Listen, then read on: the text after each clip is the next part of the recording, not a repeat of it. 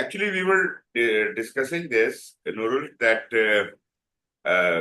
this chapter is going to take 2 to 3 days more, right? 2 to 3 days. You see, cost is very deliberate, like just like we spend time in scheduling and all. So 1 day for cost and uh, at most 1 to 2 more days, right? Mm-hmm. Then we can move on to the other chapter. But this is the lengthiest chapter of all. This is very detailed because we have to study everything about planning from predictive to agile and things like that. And then we are explaining everything conceptually. It's taking more time, I know. But at the same time, I want to be sure that you are competent enough to pass the exam in your first go, right? Anyways, do let me know when we can continue on. I am free for the next week and the next week, if at all, right? So we can follow the same schedule Tuesday, Wednesday, and Thursday. But whenever you can chip in another day, I would be very fine with it. Right? Can you spare the next Tuesday? Because I have, but no, that's okay. It's around 2 p.m., so I can manage. You can manage that. Have you But ever done Yeah. the I exam? would be pleased if we can have Monday as No, well next Monday. I don't know. It is we your can start from Monday. Yeah, but next Monday. Nurul is busy. He has committed 3 days a week. Okay. Do Yes. you have you ever done the exam, Tahir? No, it will be my first time. I suppose Tahir has Suhail, already. don't you have any faith in us that we can pass the exam? Actually, you have got access to the exam questions, and from the PM training website, there's so many questions. You can test yourself there, and you will find out how well you know everything now. I am Okay. sure you can easily pass the exam. No problem at all. Let's hope so. If it's going to Anyways, take 3 days to go through resources, I don't know if I can remember this. actually, these are just the concepts. You don't have to remember them by heart. Mm-hmm. When you come across a concept, it will fire up your neurons. That what we discussed, right? You will get to that without even learning it by heart. It is all right. You are listening to Yes. me. We are talking about it. That is enough. That is enough. Perfect. Okay. So we are to start with resources. As far as resources are concerned, you know and understand resources are not only the human resources, there are other resources as well. There are people, there are things, there are materials, there are equipments, machines, tools, and lot many things are used in project management. So when we talk about resource management, we talk about all of them, all of them. You have to manage the people, you have to manage the materials, equipments, and everything. And when we talk about people, there is another concept, and that is, do we have sufficient people to do this job, or should we hire more people? Anyways, hiring more people means you are dealing with your own workforce. But what if this job cannot be done by us and we may have to outsource it to some other entity? So, in a way, we would be referring to the procurements and subletting also as our resources, because our subcontractors are also our resource, right? So all the people and all the equipment. Value and empower internal human resources. People who are assigned to the project, they must be, uh, you know, uh, well trained. They must be competent, and they must be able to do their job. And if you do not have sufficient internal resources, you must outsource them. You must get them from external resources, as if you can have the job done with the best of the team and best of the equipment. This is as far as the people are concerned, but as far as equipment and tools and other things are concerned, we deal with them through procurements naturally, through subcontracting, but then that is another thing, that how are you going to look at the when the things are supposed to be available. Like in Agile, I would say this would be the job of the Scrum Master or the Agile lead, team lead, who will ensure everything is in place at the right time, right? That is the facilitator, servant leadership role. But otherwise also, if it is not a Agile project, is a predictive project, somebody will be held responsible for that, right? So project manager probably is more responsible in that case. First of all, we create a resource management plan, like any other plan, like scope management plan, like schedule, and the guidelines only. Remember, a management plan is only the guideline. It is not the detailed plan. It is a guideline how to develop the details about this plan later. So here we will discuss, which have been given to us by the organizational governance and all. So how are we going to identify various resources for this project, people and equipment? How to acquire them? What is the procedure? What is the policy of our organization? How do we get people on board? What will be how the roles and responsibilities will be assigned to those people, right? Roles, what are the authorities, responsibilities, competencies? Naturally, you have got a lot many documentation relevant to that available in HR. They do have the JD and all that. So similar to that, you will have to form things for your own project. Project organization chart, just like the organizational chart, we have got an organization chart within our project, who is sitting on top, who is how the project team is divided, subdivided, and all that. So that could be a visual representation of resources and their categories and reporting relationships. Then project team resource management. How are we going to define, select, and manage and release these resources? You see, when some job is done, those resources are no more required. They may be let go. So the procedure for that, how to train these people, if at all there is any need for training them, what are your strategies and requirements for that? How are you going to do the team development activities? How are you going to control your resources? And then naturally reward and recognition plan is very important. Reward and recognition plan for your team, at least, it is really very important for you. So you must develop all of these things, and the guideline is provided in the resource management plan. Assigning resources and allocating responsibilities. We have talked about the RAM and RASI chart already. We do understand what they are. A RAM is responsibility assignment matrix, and RASI is responsible, accountable, consult, and inform. Right? Have we discussed it earlier or not? Racy, yes. RAM is new. Okay. Yes, RAM is new. RAM is new. Actually, RAM is the basic thing. RASI is a further explanation of that, right? Assign team members to the project.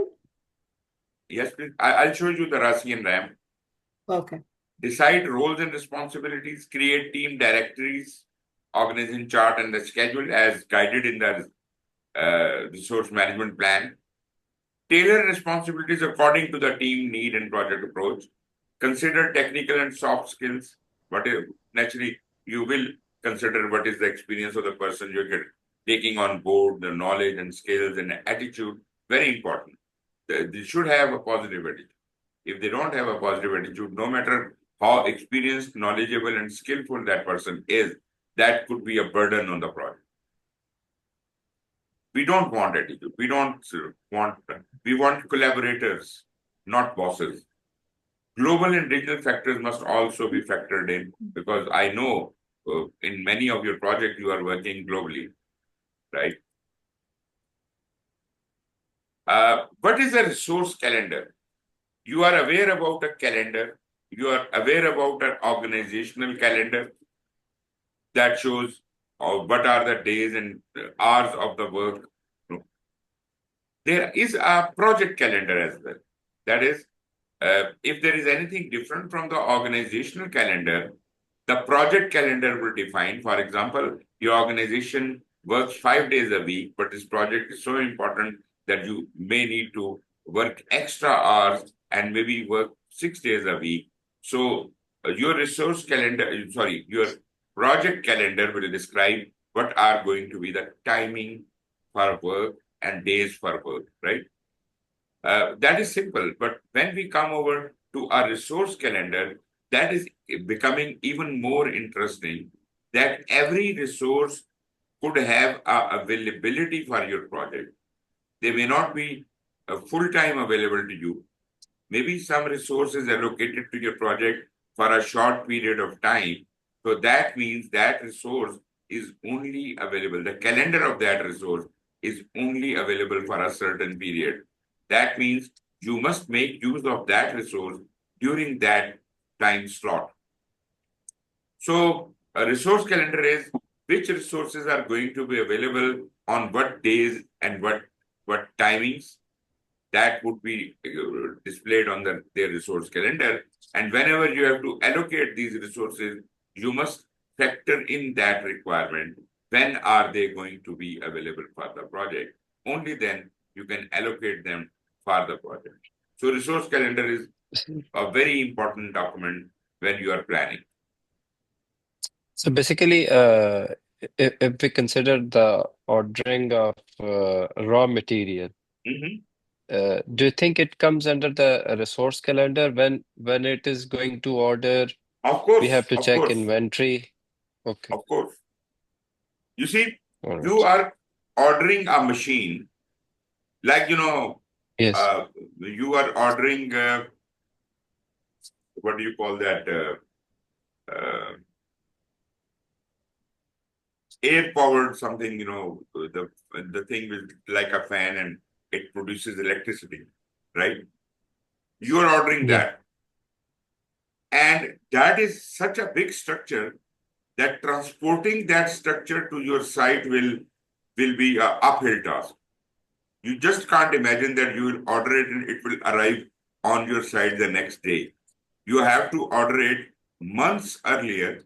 There must be, the roads should be wide enough to transport that thing, or some other mechanism has to be used. So naturally, there is a calendar for that activity. There is that specific, the ordering process might take a lot of time. So sometimes the items are ordered much before the project has started. Basically, it covers every aspect of the. Every aspect. It is not only for the humans only, not only for the people, Yes. but for equipment, for machines, for everything. There are certain equipments which could be readily available in the market. You can just go there and buy them.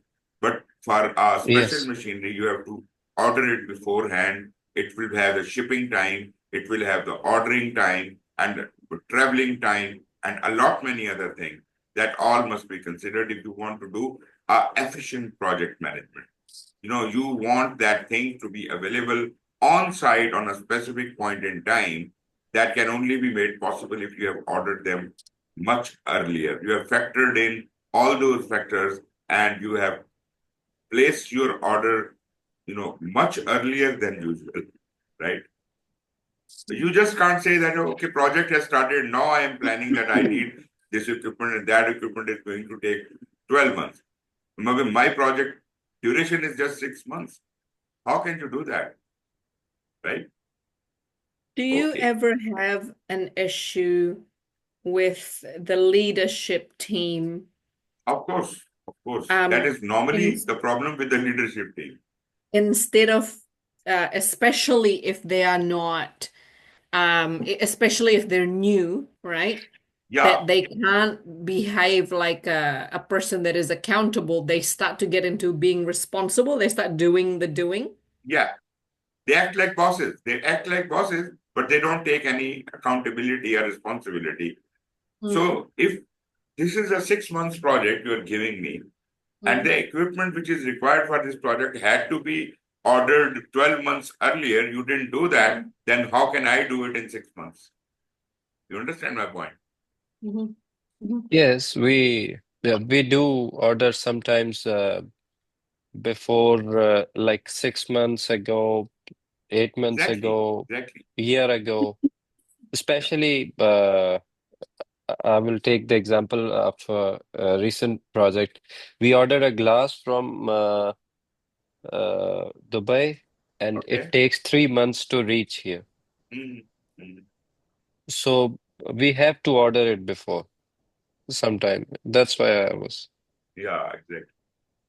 Okay, let me quickly draw a chart in front of you to explain the RAM and RASI. Oh If no, it's not another Six Sigma and no, not Six Sigma, it's just a table. I'm just trying to create a table. Okay. I was so tired yesterday, Suhail, after our Six Aha. Sigma standard deviation, I needed to like rest. Okay. I know this is uphill, but you see, this is going to be really very fruitful for you, not only for your exam, but for your personal life also. There are a lot many things we are learning together. So That's that more is going to important be, than the exam, really. yeah, exactly. Okay, let's say this is a table which I'm going to be using as RAM or RASI both, right? Uh, on the top, let me call it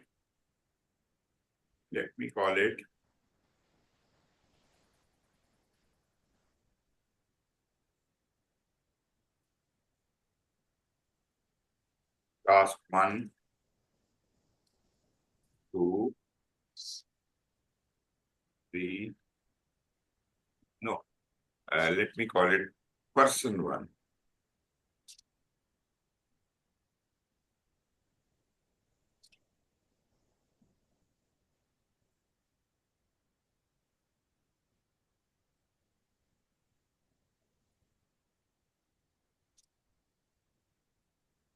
There are 5 people.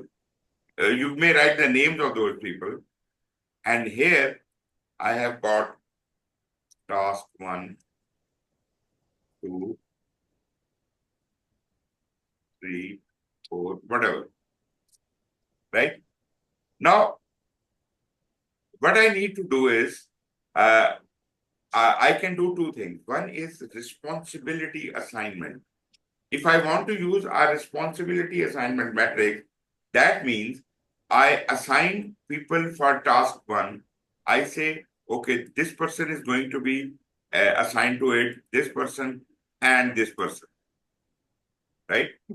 And for task 2, I say, okay, I need this person, and this person. For task 3, I may have assigned this person and this person. For task 4, I may be this, and this. You see, I could have different assignments made, but here I am not assigning them any uh, uh, roles. I am not telling you who is doing what in that task.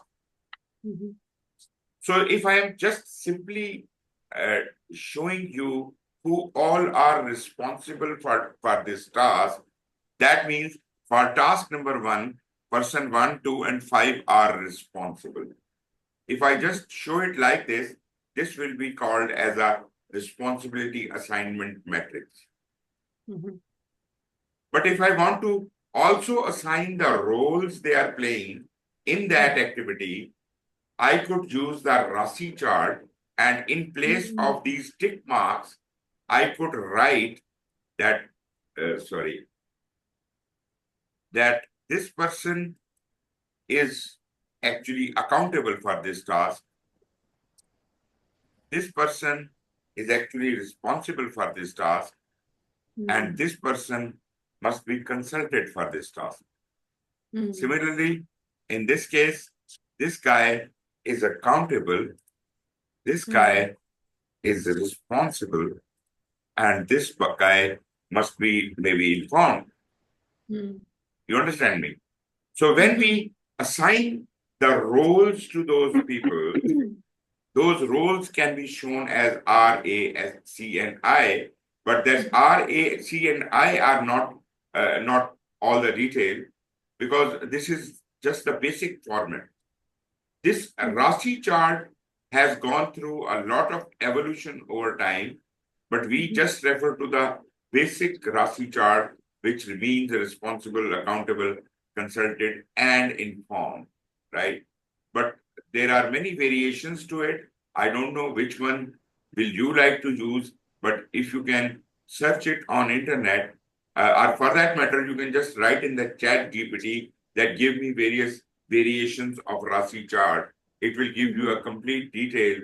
There are 10 different types of these charts, and one is called RASCSI, one is something else. There are other roles also defined in some of the methods. But these roles are not definite, right? They are just for your guidance. You could create your own roles if you like. But it is always good that you should keep the number of roles to a limited number. Like he is using only 4 roles: responsible, accountable, consult, and inform. Who is responsible? He is the person who has been held responsible for day-to-day working of that task. Like this is kind of the team lead in that task. Accountable is the person who actually assigned this responsibility to the responsible person. It's like this is like a sponsor as compared to the project manager. Sponsor is accountable. Project manager is responsible for day-to-day working of the project. And then you have got people who may be consulted. These could be consultants, these could be subject matter experts or other stakeholders. But consultation means it is a two-way communication, but you need not comply with them. You may have to just consult with them and make your own decision as a team lead. When it is I means these are the people who must be kept informed about this activity. This might be a stakeholder. It is a one-way communication. You don't ask for their feedback. You just tell them that this job has started, or this job has finished, or this job is running into problems. Just send them some kind of report or information through WhatsApp or whatever media you are using. So I is just to inform them. So classically, these are 4 roles. So basically, what is the difference between RAM and the Rasi chart? RAM is just assigning various responsibilities, meaning who all are responsible for this task. There could be many people. It is just a tick mark. But when you come over to Rasi, that is not only the responsibility, but the roles are also mentioned. When you see there are person 1, 2, and 5 are assigned for task 1, and they have got, this is the responsibility, and their accountabilities are person 1 is accountable, 2 is responsible, and 5 is to be consulted with. That is the only difference between RAM and Rasi charts. Does it make sense? Yes. Yeah. Okay. So I would like to delete this overlay and we can move on to the next slide. Okay. In adaptive resource planning, there is a question for you. Which of these are true? If you are doing an agile project, what is true for an agile project? Team self-organize to distribute work. True. Adaptive teams never have a leader. True. Team members are a mix of generalists and specialists. and team members should be T-shaped. That all can't be Which of true. All are true, really. No, the third one and fourth one are from predictive. Why? Can we say? Why? Uh, T-shaped people T-shape. are in agile. Journalists and specialists are in Yes, agile. yes, yes. So So these are the correct. best What is wrong? One statement is wrong. one statement is wrong. One, I think what's wrong. Adaptive teams never have a leader. B. Yes, you do have a servant leader. How do you say you don't have Yes, a leader? Mm. You do yes, have a servant leader. So, It's a trick exactly. question. Very tricky. Yeah, yeah. We almost got it, Suhail. yeah. Okay, filling resource needs. Well, if you do not have enough resources from within your organization, you may have to hire resources from outside or outsource the work to someone else, isn't it? Yes. So There is an interesting. that is where you make a decision, and that decision is called make or buy decision. Can you make it yourself, or do you have to buy it from the market? Right? Make or buy decision. And for making this decision, you must be able to do some kind of make or buy analysis. Make or buy analysis. How do you do this make or buy analysis? You look at your own capabilities and your team's capabilities, what they can do, what you see, there are two things, the capability and the capacity. Maybe you don't have the capacity, you don't have enough people to do it. So you can get it done from hired resources, from the by outsourcing or some other means. If you do not have the capability, then naturally you have to go out. I hope that makes sense. There is a Yes. case study there is a case at the moment in New Zealand. Do you know Spark, the internet telecommunication? Like, Okay. have you ever heard of it's like a phone provider, like a telecommunication provider called Spark, and they decided to buy a resource, an IT resource. Right. And the IT resources committed a fraud and they have been jailed. It's on the news today. Mm-hmm. But always sometimes when you buy resources, Yeah. you just don't know. Actually, that is part of contracting. You should be really very careful in selection of your resources, Mm, of your contractors, especially when you're dealing with hiring someone for consultant or as a contractor. You have to mm, be really very careful. That is probably, I do agree that this happens sometimes, but mm. if you are really very careful and you made a right decision, then probably these things will never happen. They outsourced the IT component part of it Yeah. and did some corruption and ended up with like something like $4 million or something in their account. Mhm. So they've been jailed. Today was on the news. Very. Actually, I think that this is the fault of the originating organization as well. Yeah, This is their problem they because they didn't do the hired due them. diligence. Yeah. The job was of the originating organization. So I think if something wrong is going on, if the contractor is doing something wrong, then probably you are involved in it. You are getting a share out of it. So probably Interesting, both isn't it? should be jailed. I have a similar case where there was a consultant in our National Highway Authority. The way the National Highway Authority in Pakistan works is they don't do anything. they have contractors and they have consultants. Mhm. The work of contractor is vetted by the consultant. Mhm. And NHA, National Highway Authority, is just sitting down there and they are just signing the documents. They are not taking any responsibility for anything. Mhm. There was a bridge which collapsed, Mhm. right?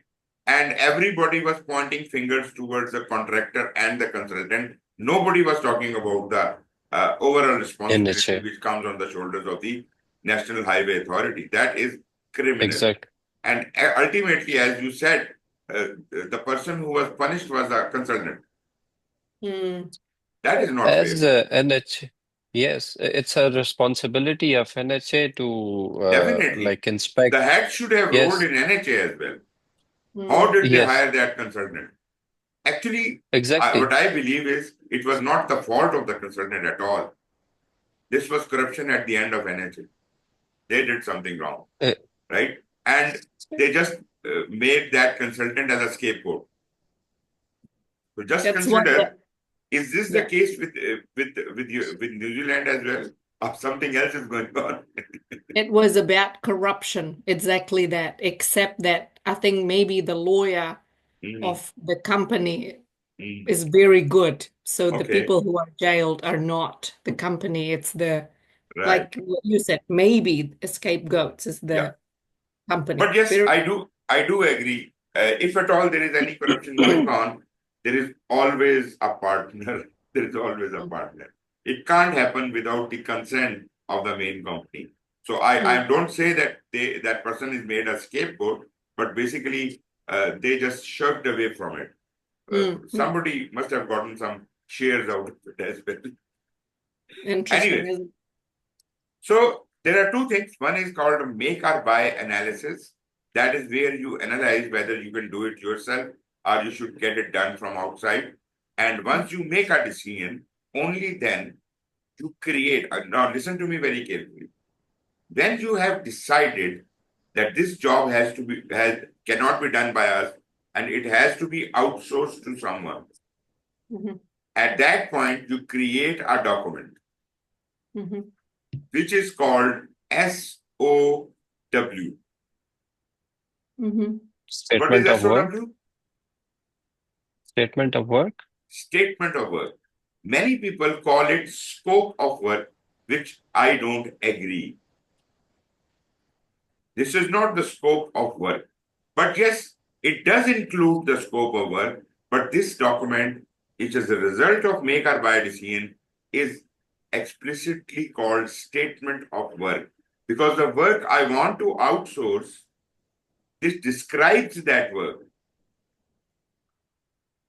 right? And I do agree for that portion of work, the scope might also be expressed in the statement of work, right? But I don't mhm, want to call it a scope of work uh, on a fear that we might confuse it with the project scope. It is not the mhm, project scope. It is the scope of a small portion of the project which we cannot do ourselves, and we have decided to outsource it to someone else.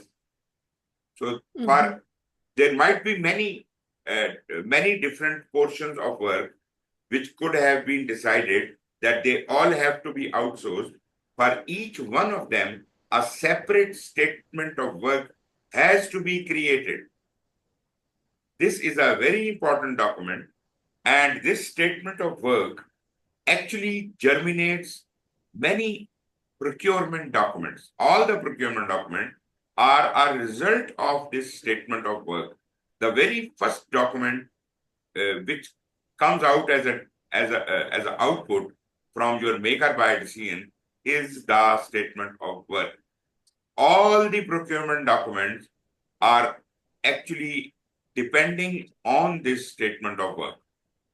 mhm, Ultimately, when you get into a contract with the other party, it results ultimately into a contract. The story starts after the make or buy decision. We have the statement of work.